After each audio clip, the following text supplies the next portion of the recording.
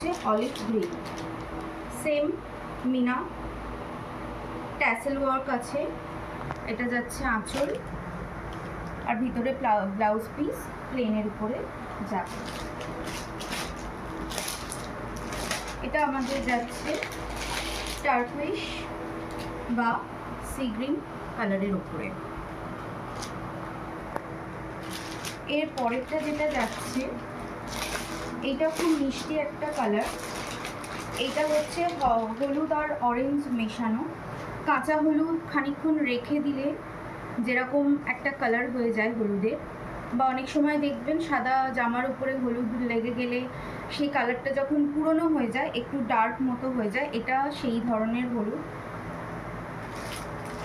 একটা আমরা হোয়াইট দেখেছি, এর পরের কালারটা আমাদের যাচ্ছে ব্ল্যাকের উপরে। এইটা যাচ্ছে ব্ল্যাক। এখানে ট্যাসেলস ওয়ার্ক আছে, প্রত্যেকটাতেই কিন্তু ট্যাসেল দেওয়া আছে। এবার আমরা দেখব রানী পিঙ্ক কালার।